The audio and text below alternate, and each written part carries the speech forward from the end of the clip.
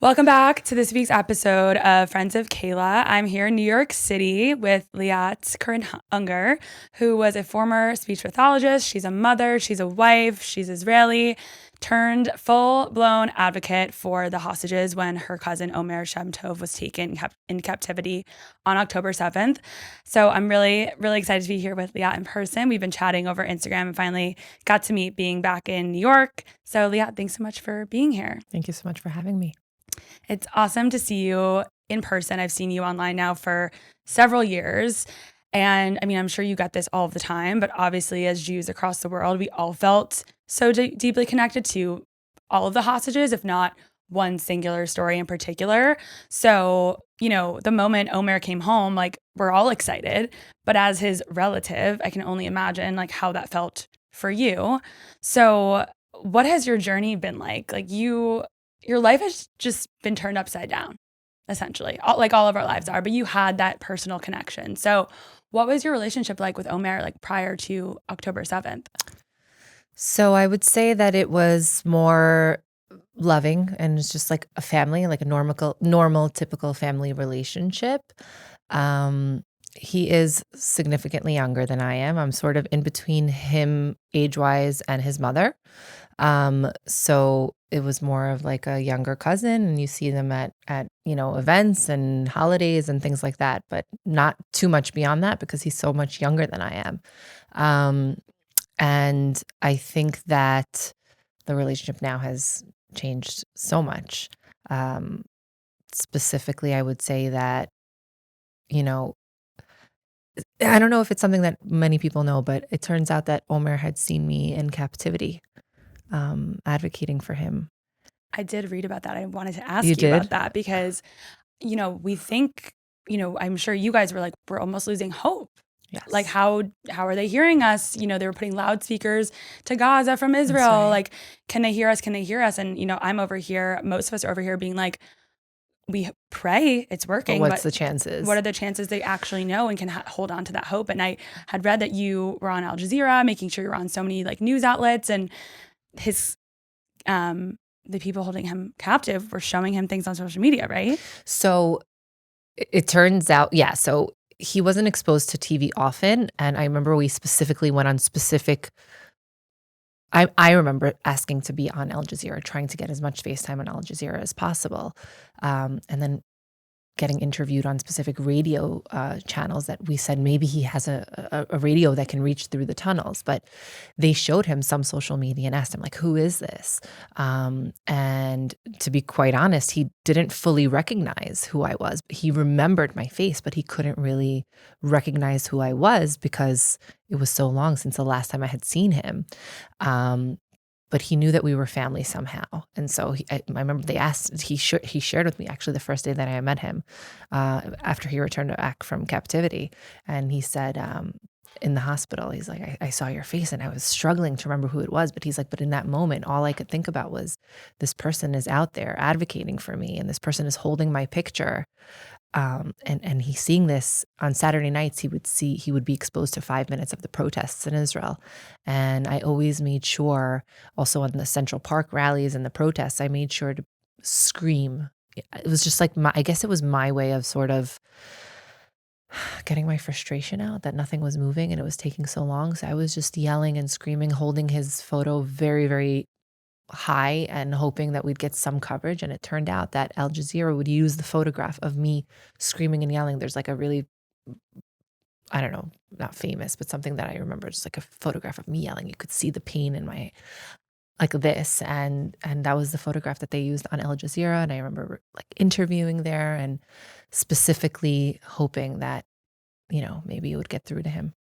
It's crazy to think that these terrorists were almost becoming like they obviously felt they knew what they were doing was wrong. Yes. And that was their way of almost like humanizing the situation, of like showing him what's going on in the media. And maybe not humanize is the right word, but I don't know like, if it's humanizing. I think it was more torture. do you think it was torture? Yeah, I was think going it to was say. a part of I think part of it must have been psychological, if you ask me, just because they specifically told him, why isn't your family fighting for you? His parents, he never saw them advocating for him on the news, because Al Jazeera specifically showed the protests in Kaplan, which are different protests from the ones at Hostage Square. One is more of like a anti-government protest, whereas the other one was specifically focused on just bringing home the hostages, apolitical, and they would torture him and torment him by saying his family didn't love him and his family didn't care for him, his country didn't care for him, and nobody cared for him, and then somehow they would bring this up simultaneously. So I don't know. Right. It was almost mixed Yes, signals there. it was. They're Yes, like, they're not fighting for you, but here's your cousin on Al Jazeera and all these platforms fighting for you. Yes. And in the end, I'm sure that gave him a lot to hold on to. Well, that was the first thing that he said to me when I saw him. I broke down into tears, and he said that's the hope. That was the hope.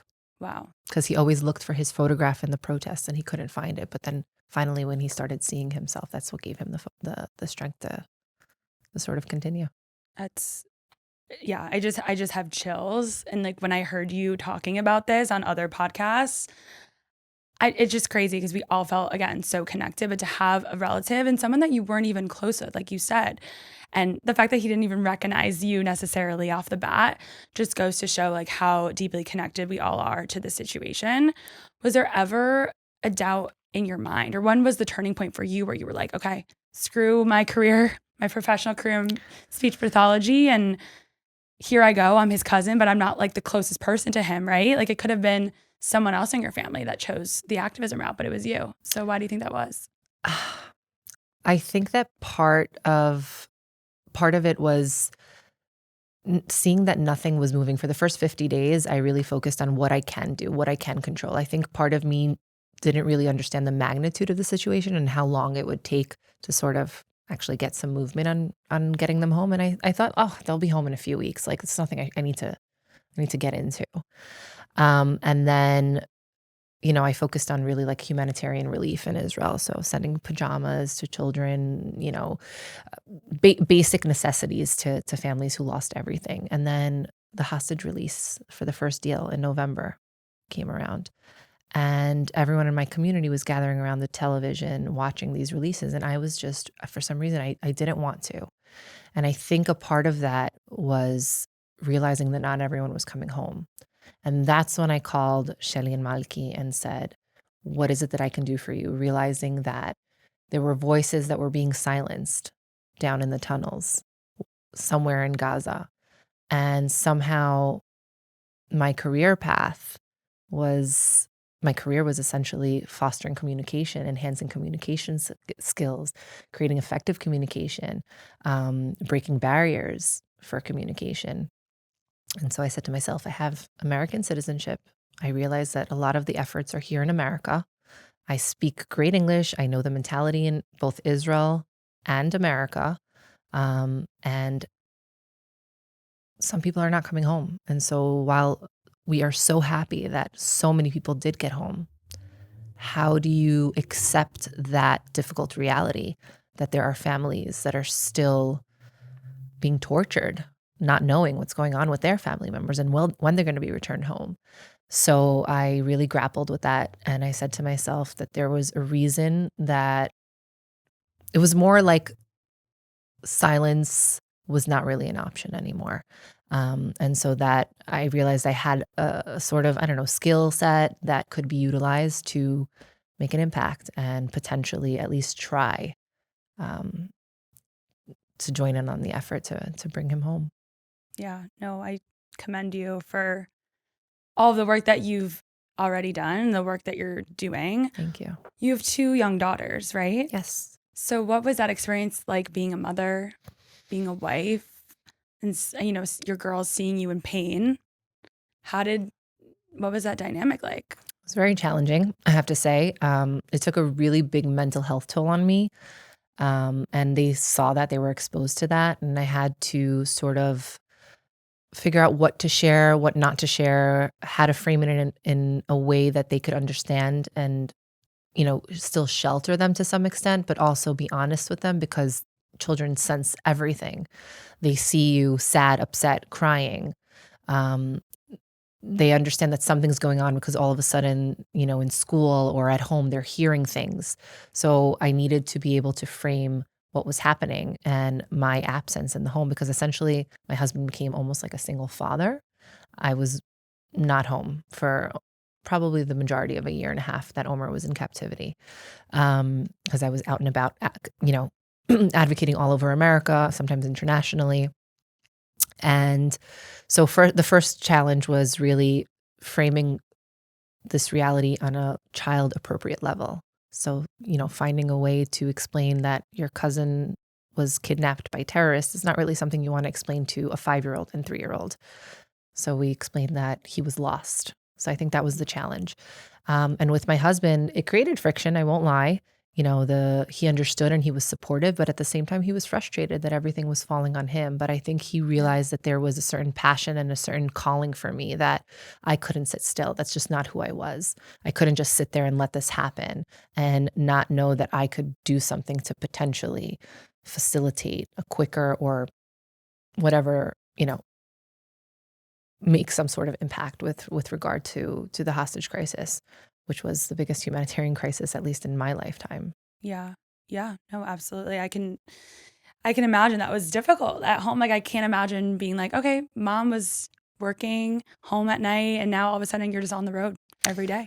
Pretty much. Like, it's a drastic change. Drastic change and a lot of guilt. And it was very complex, but I'm trying to make up for it now and hoping that when my girls get older, they'll realize that, whatever anger they may have, when they end up on the psychologist's couch and start, saying like, my mom did this to me and my mom didn't, she wasn't home, hopefully they'll understand that I really was doing it, for our family, of course, Totally. but also for them to create a different world in the future for them, hopefully.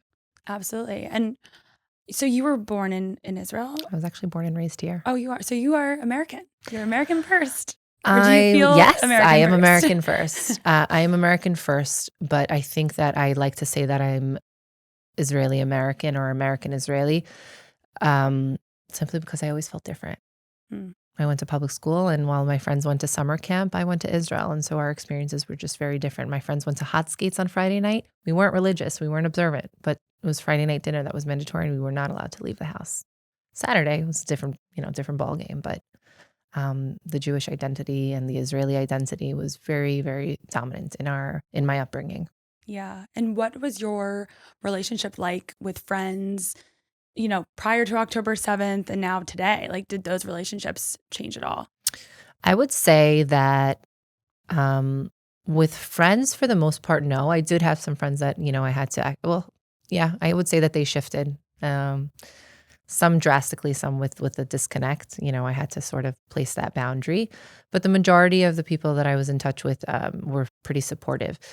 There was silence. And for me, the silence from people who were in my environment, mainly my career setting and my colleagues, my professors. I went to Columbia University.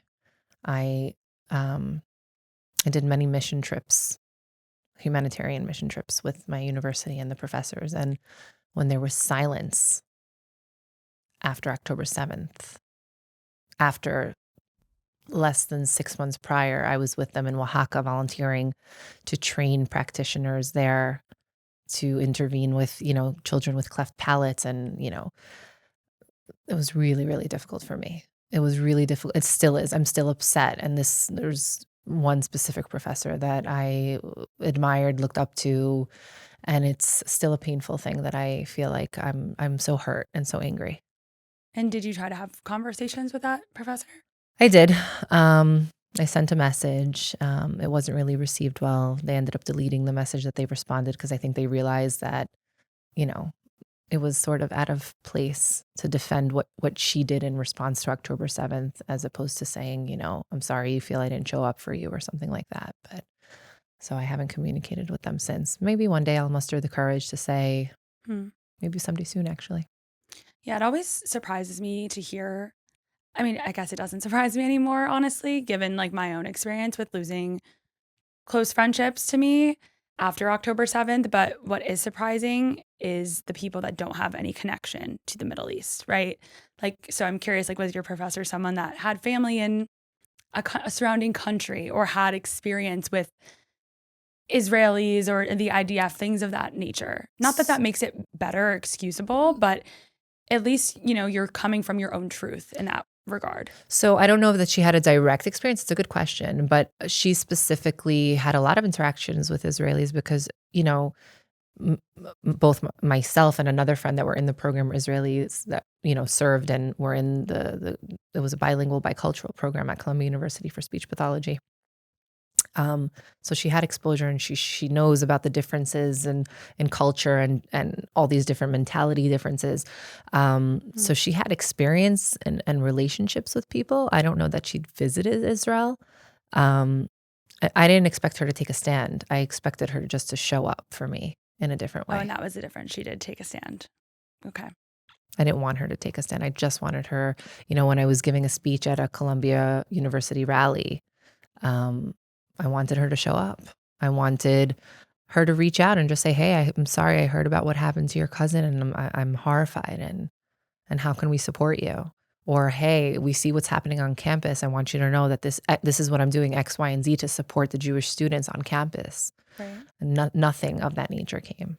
And that's also something like I would love for you to share too. Like, who was Omer before October 7th?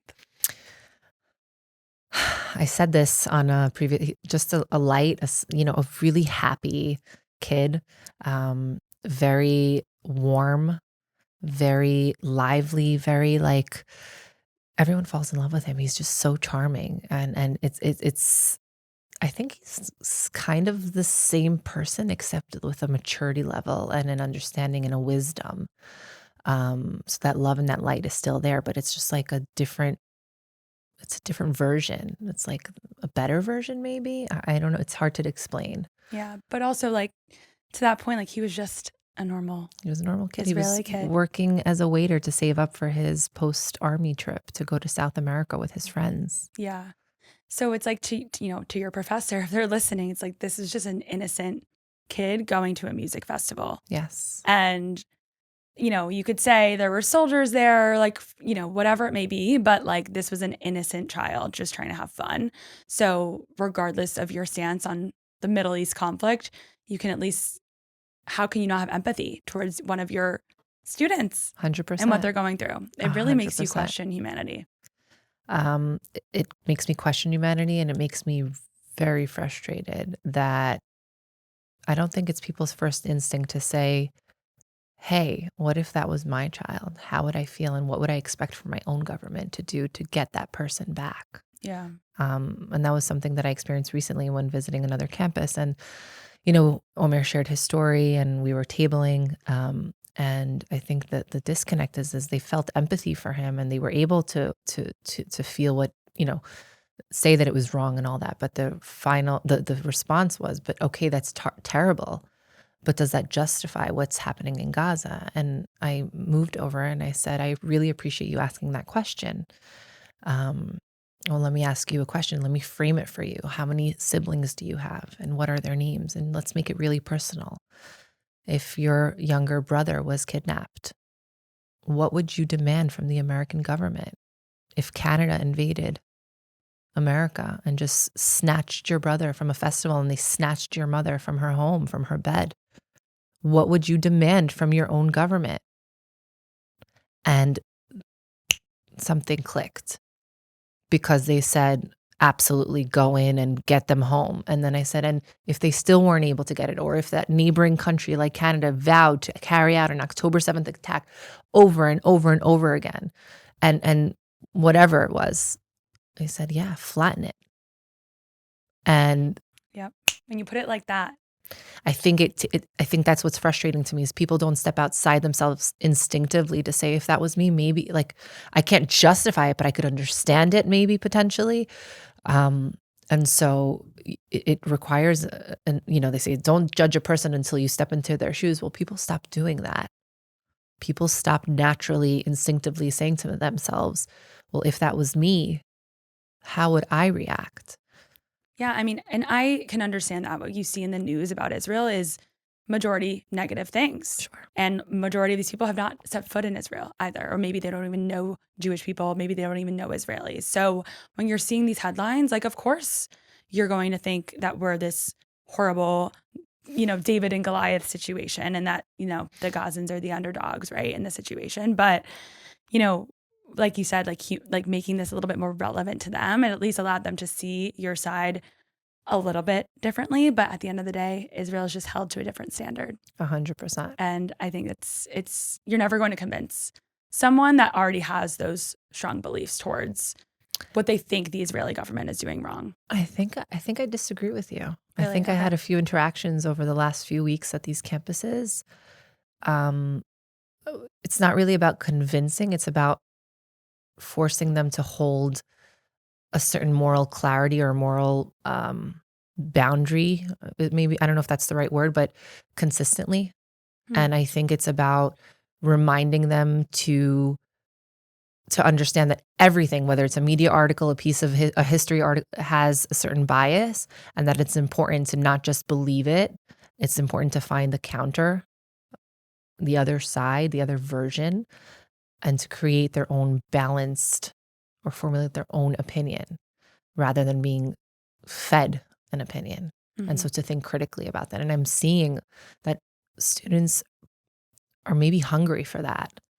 I had an experience just this past week on in Ohio. Yeah, I would love to share, like for you to share more about what the work like now that you've been doing since Omer's been home. Yeah. Like on college campuses. Would love to hear more about that. Yeah. So I think that this last experience was really like, wow, this, because, tabling, it's like, it's really small scale.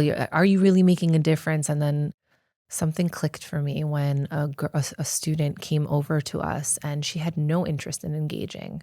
She had no interest. She wanted to just listen, and she was not happy that we were there. In a sense, you could tell that she had her own formulated opinions, and so I didn't want to challenge them. I respected that she just wanted to listen, and she basically was wondering why we were there. Why was Omer there? She said, okay, I'm really sorry for what you went through, but like, why are you here? Are you here? So the response Omer gave was, well, I'm here to share my story and raise awareness for what I experienced. And her response was immediately, are you trying to, as your presence here, trying to justify the atrocities in Gaza? From here to there, she just listened.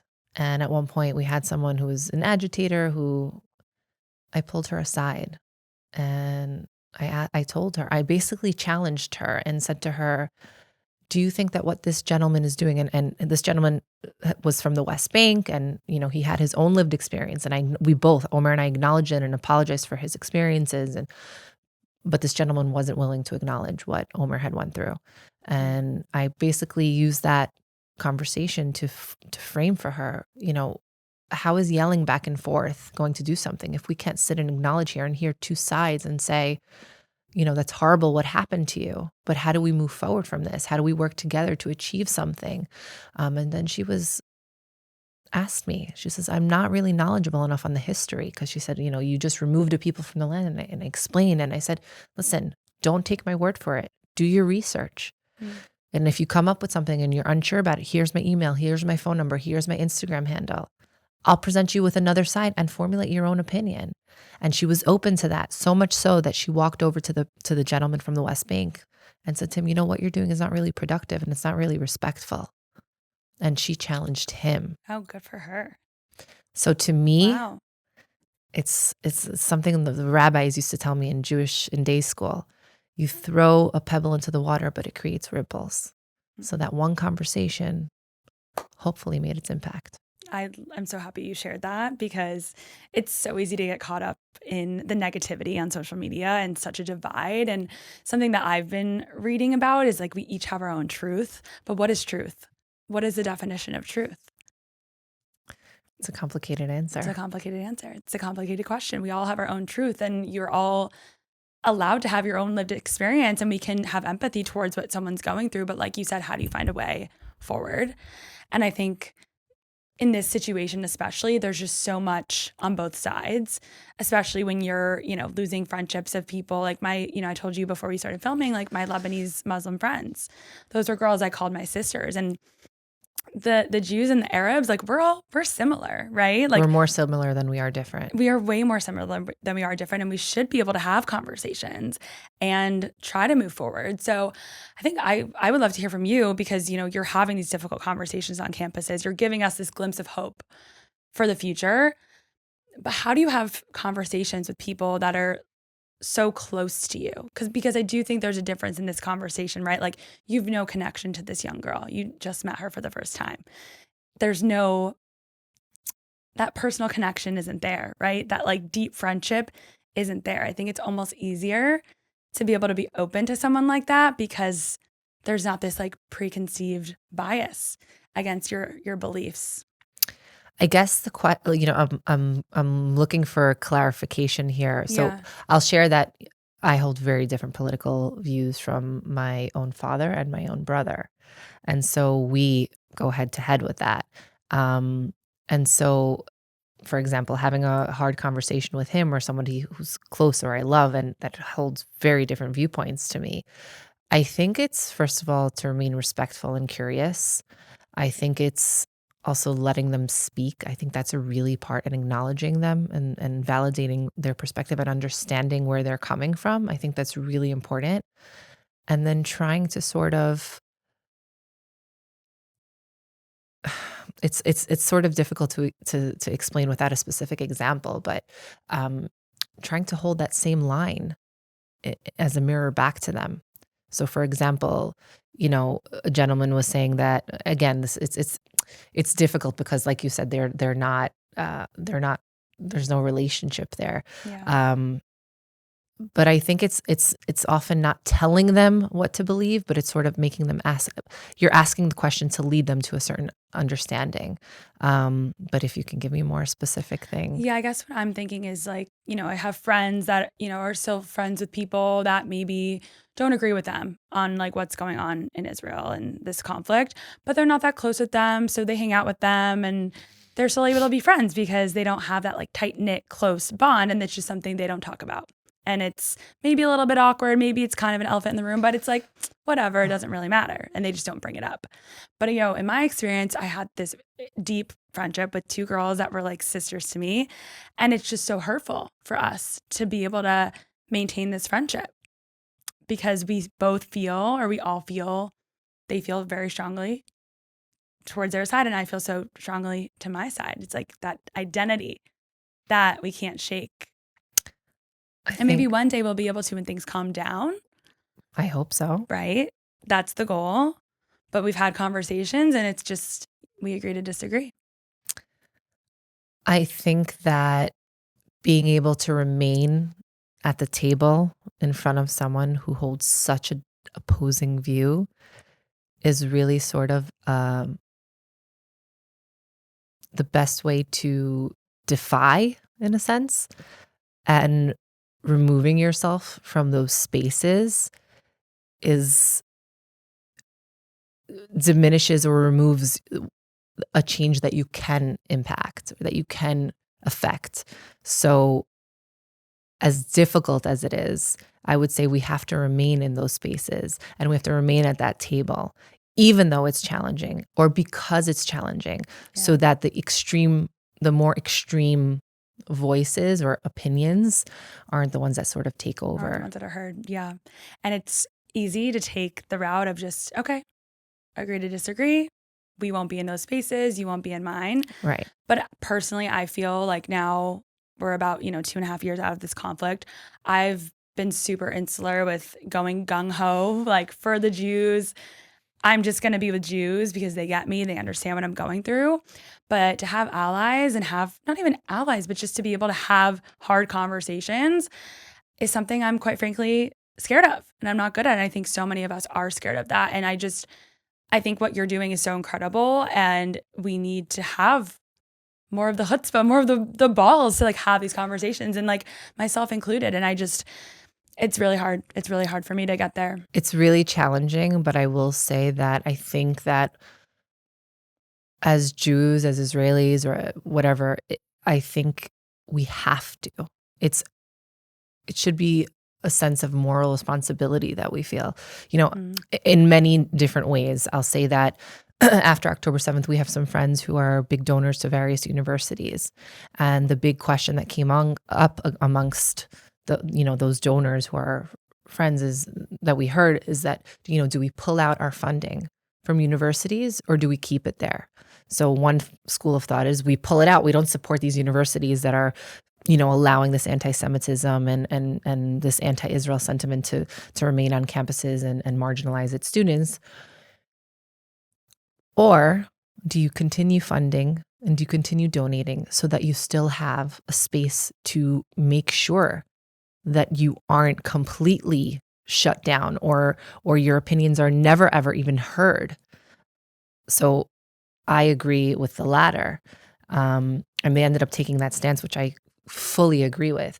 I think about it a lot when it comes to my kids are small now, but when they go to university, I feel for these students so much because they're experiencing so much hate and their college experience has completely shifted. From you think of a classic American college experience, you're like, oh, that's a partying and and you're first this and you're first that, and these kids are not experiencing that. So, what would I want my kid to do? Would I want them, if they were accepted to an Ivy League or whatever, would I want them to go to a school where they could influence change and be a leader, but also their experience would maybe not be as amazing as I would want it to be for them. But at the same time, I would want them to be leaders and to realize that there is a responsibility for us and life isn't just smooth sailing and fun. So it is that moral line that we have to sort of toggle with. And I think we need to do a better job at advocating for ourselves, but prophylactically. So what do you mean by that? So we're always responding, we're always defending instead of taking the time to invest, even if it's small amounts of time and effort, into relationships that will humanize us. For example, going to the supermarket, sitting with an Uber driver, chatting, creating a friendly conversation, and then, sharing that you're Jewish and Israeli afterwards.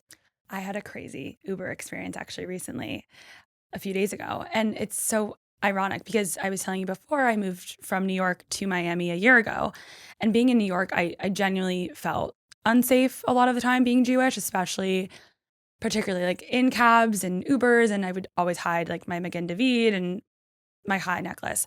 In Miami, I feel the opposite. I feel it's like loud and proud, and I feel safe to do that honestly everywhere.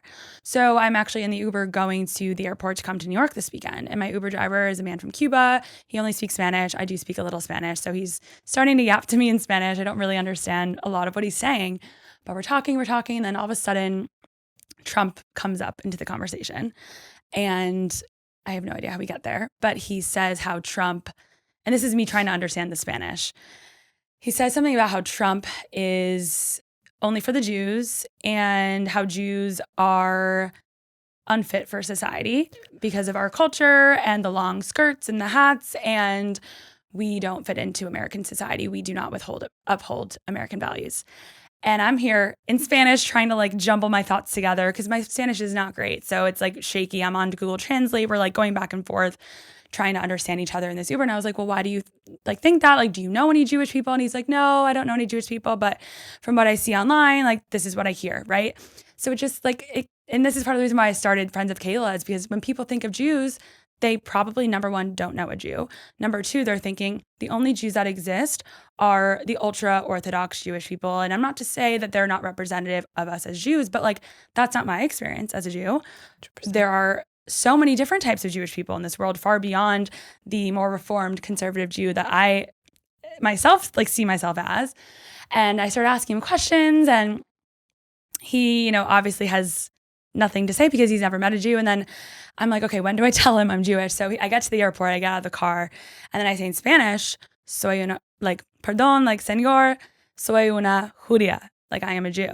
And he's like, oh, like, and he says in Spanish, he's like, oh, like, you guys are so smart, you're so hardworking. Like, he's shocked, obviously. And I was like, thank you, like, for the ride, but you should, basically think about who you're talking to.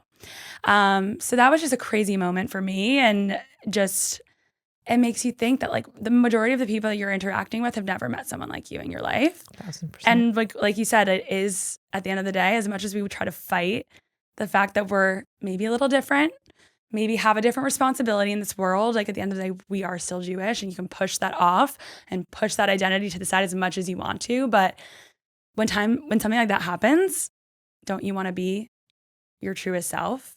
1,000%. So, I couldn't agree more. How crazy is that? 100%. And I think that, I think if we did a little bit more of that, I don't know if it's like considered outreach or anything like that, but I think we can really create a different experience for ourselves. I mean, something small that you shared that made it come up for me is I had an au pair from Colombia 2 years ago when Omer was taken hostage. And I don't think she had ever met a Jew. She didn't know what kosher, like nothing. And she was sharing with her family what this experience was and what she was learning about. She was learning about an American experience, but also a Jewish experience, but also an Israeli experience and terrorism and all this. And I was planning to take her to Israel. And I think that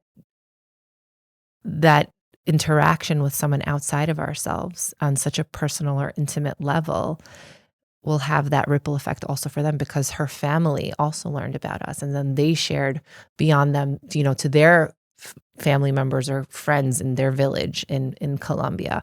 And so I think we need to be more cognizant of that. And so that's a small example of, like, I don't know if it was like the perfect example, because, he was coming from a very negative, But he clearly changed his tune, or at least he felt bad when I was like, I'm a Jew. 100%. But maybe you definitely planted a seed of like, there is a different Jew. Yeah. And I'm not to say that's not me shitting on Jews of No, a different religious absolutely background. not. It's just like that is unfortunately like a narrow-minded viewpoint of like anyone that's not Jewish in this country. That's what they see when they think of a Jew a lot of the time. 100%. And I think that comes from a lack of experience or exposure also. Yeah, absolutely.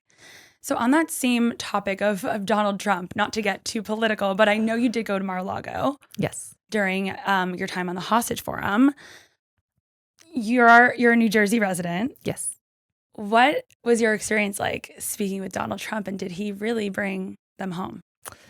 My experience. Okay. So getting there was a whole thing in and of itself. I think my expectation was I was very nervous. It wasn't a setup meeting or anything like that. And I didn't know what I was walking into because, like you said, the media portrays one thing. And then in reality, it can be something so different. And I have to say that as it's true with Israel, it was also true with meeting the President Donald Trump. He was surprisingly so nice, caring, sweet, took a real genuine interest in Omer and the situation and his potential condition. And if we heard anything about his condition, because Omer was still in captivity at the time. And, I got there not knowing if I would get FaceTime with him or if I would get Shelly, Omer's mother, FaceTime with him. But the fact that I asked the hostess to let him know that we were there and that we were family of a hostage. And he told her, please let them know that I'm going to finish this dinner. And I promise I will speak with them at the end of the dinner. I'm going to walk my guests out. And he came back after he walked them out. Wow. To give us that FaceTime, to give us those 10, 15 minutes of a conversation. That to me in and of itself shows care and concern, but also the what he asked, how he asked it. And then he made a promise. He said, I'll make sure he comes home. I will do everything and it's the president of the United States. It's not like, it's not me saying he's going to be home. It's a big deal. And yes, I do think that he brought them home.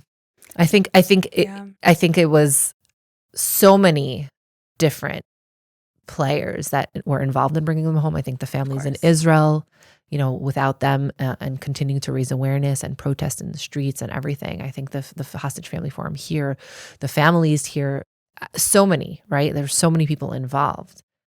But I think that without Donald Trump, it would have been much harder. Mm-hmm.